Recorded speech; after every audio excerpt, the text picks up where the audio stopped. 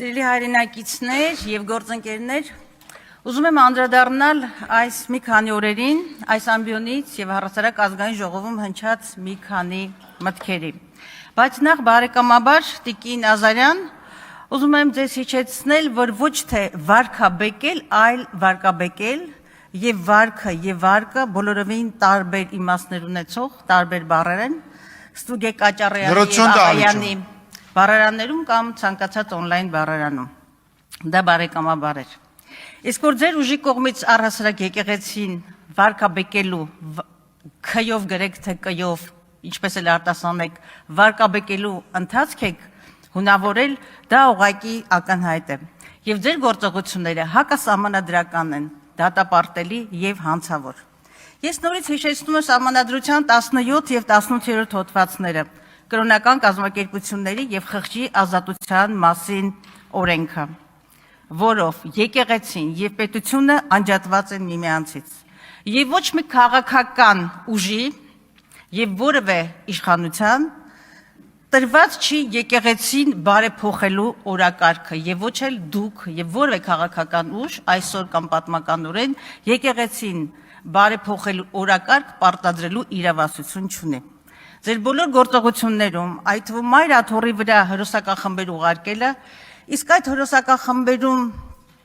տեսել ենք թե տեղական ինքնակառավարման մարմինների ներկայացուցիչներ, ընդ որում նաև կառավարության անդամներ, դրանք բոլորը քրեորեն դատապարտելի են ոչ միայն վարչական ռեսուրսի օգտագործման իմաստով, այլ բարոյական եւ պատմական իմաստով։ Ուրեմն չի կարող նաև վեհափառին որևէ վարչապետ պարտադրել հրաժարական։ Եվ այս պահանջը ինքնին եւս հանցավոր է եւ դատապարտել է։ Պատմականորեն այսպիսի փորձեր արել են։ Հայ առաքելական եկեղեցին փորձեր են ասպատակել քոչվորները, թուրք քոչվորները, մոնղոլները, ստալինները, բերյանները։ Հիմա հարց տվեք ձեզ, որտեղ են նրանք հիմա։ Երեք շատ մեծ պաթոսով նշվում էր, կարծեմ Տիկին Ազարյանը, հետո նաև կրթության նախարարը, թե ինչպիսի պատմական աննախադեպ 1.69 միլիարդի ներդրում է կատարվել վերանորոգելու, վերականգնելու համար պատմամշակութային հուշարձանները եւ եկեղեցիները։ Բայց դուք ճիշտ չեք կամ գիտակցված մանիպուլացնում եք։ Նախ 2025-ին հուշարձանների նորոգման, վերականգնման համար հայտարարվել է 1.769 միլիարդ հատկացում, բայց հաստատվել է 1.350 միլիարդը։ Փաստացի կատարվել է 441 միլիոնի աշխատանք, ինչը նշանակում է ձեր խոստումի 30-ից 32% կատարողական այդպիսին է։ Ես այստեղ ուզում եմ հիշել հայտնի ասացվածքը, որ կախվածի տանը պարանից չեն խոսում։ Առհասարակ ասեմ, որ ընդհանրապես շինարարությունը ձեր մրցակցային առավելությունը չի։ Ես էլի բարեկամաբար խորհուրդ կտայի առհասարակ այդ թեմային չանդրադառնալ եւ կխուսափի ուղղակի շինարարությունից խոսել եւ վկան առաջին հալոցքի հետ հալված ասֆալտն է եւ ցավում եմ, որ սրամտության հեղինակը ես չեմ, այս օրերին շրջանառվում է, որ ասֆալտների փոսերը այնքան խորն են, որ երկրի հակառակ կողմն է երևում։ Ճիշտ նույն տրամաբանությամբ ես կշարունակեի շինարարության ոլորտում ձեր հաջողությունները։ 300 դպրոցի փոխարեն 56 ավարտունների փաստը,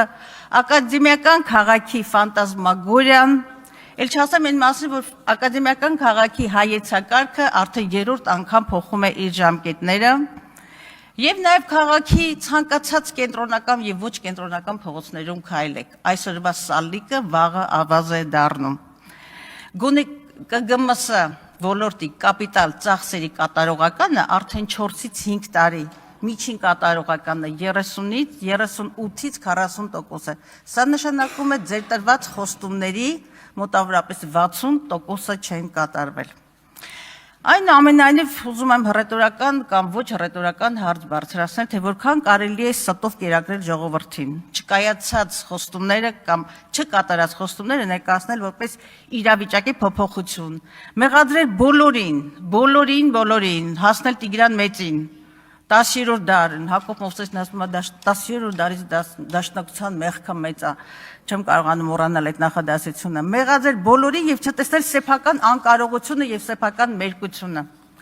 Հիմա խոսեմ իրավական եւ քաղաքական պատասխանատվության այն ցածր մակարդակի մասին եւ սեփական խոսքը չգնահատելու նաեւ մասին։ Եվ նաեւ մեր լսարանը, այս ամբիոնը, խորհրդարանը եւ ընդհանրապես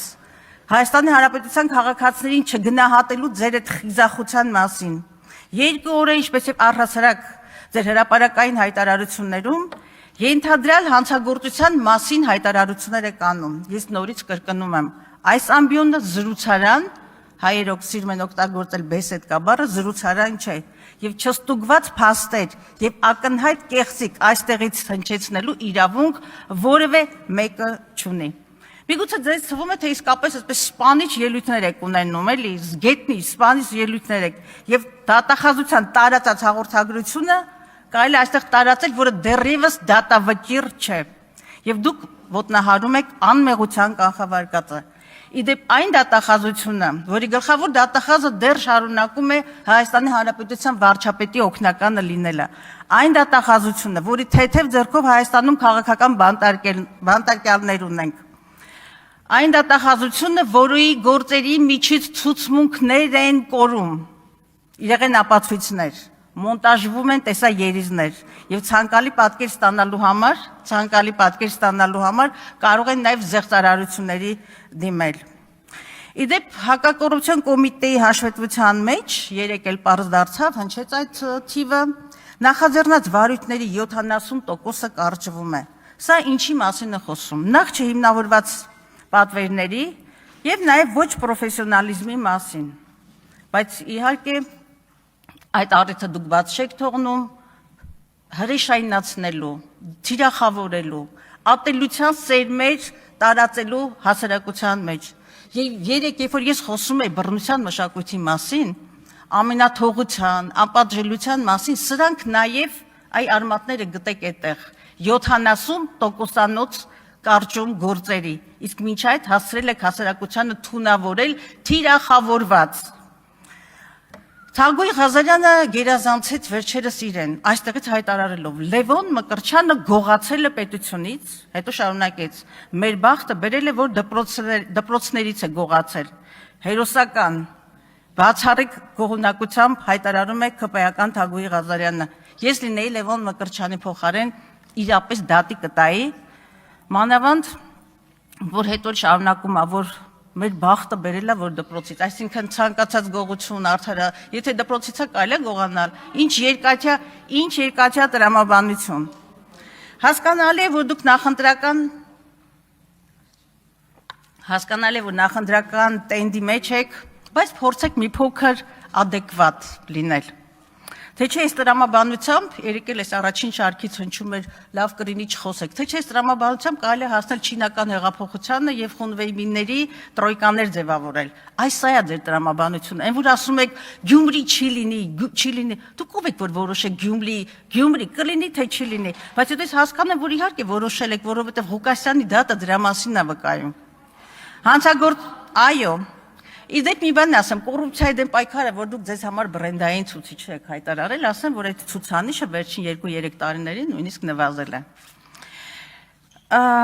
Եվ այս առատորեն, այս քանի օր է դուք առատորեն խոսում եք հաղթելու ենք կարգախոսով։ Ասեմ, որ հաղթելու ենքը շատ վատ կոնոտացիա ունի, շատ վատ համատեքստ։ Դուք 44 օր շարունակ մեր ժողովրդին խաբեցիք հաղթելու ենք կարգախոսով։ Եվ այդ խաբելը սև դառը սև էջ է մեր պատմության մեջ եւ սև եւ դառը էջ նաեւ ձեր քաղաքական ուժի կենսագրության մեջ։ Երեք եւ առաջնոր եւ առհասարակ մտածել եք թե ինչու եք թիրախավորում Դաշնակցությանն ու Հայ առաքելական եկեղեցուն, այնքան ակնհայտ է։ Երկու ազգային հենասյունային արժեք ներկայացնող արժեքներ, այո, ինքնութենական արժեքներ, Դաշնակցություն եւ եկեղեցի։ Եվ երեք ձեր առաջնորդը Ես հասկանում եմ, որ դա ձեր վախերից է ծնվում, նույնիսկ ձեր այդ ծիծաղը վախերից է ծնված, հոգեբանական պատասխաններ դրանք ունեն։ Պարզապես ես ուզում եմ հիշել, որ այն քաղաքական ուժը, որը փորձում է դաշնակցությանը պիտակավորել, այն էլ մեր 135-ամյա կենսագրությունը, որ դեռ պիտի շարունակի, չի գիտակցում, որ դաշնակցությունը ավելին է, քան շարքային կուսակցությունը, քանի դեռ կա մեկ հայ, կա լինելու է դաշնակցության գաղափարախոսությունը։ Իսկ թե դուք ինչ հետագիծ եք թողել, դառը եւ սև հետագիծ, այս թվերն են խոսում։ Թշնամուն եք թողել 12 քաղաք, 241 գյուղ, 11,000 բնակարան, 13,000 տուն, 385 եկեղեցի, 60 խնդրում եմ թողեք մեկ վայրկյան, 60 վանական համալիր, 20,000-ից ավելի մշակութային արժեքներ, 300 դպրոց եւ այլն։ Ահա այն ողբերգական հետագիծը, որ դուք թողել եք եւ մնալու է ձեր քաղաքական կենսագրության ուղղակի գլխավերևում։